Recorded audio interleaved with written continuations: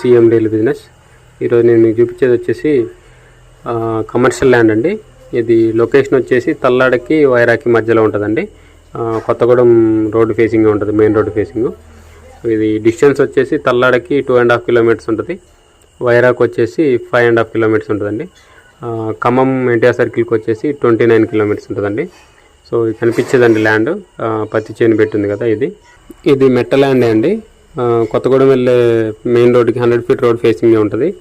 So 10 గుంటలు అమ్మకానికి ఉందండి దీంట్లో. సో ఒకవేళ 15 గుంటాస్ కావాలన్నా కూడా ఇస్తారండి. సో మీరు చూడొచ్చు, రోడ్ ఫేసింగ్ ఉంది.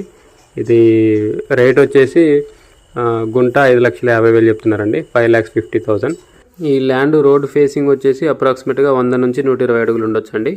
ఇది రెడ్డిగూడెం విలేజ్ దగ్గరలో వస్తుంది.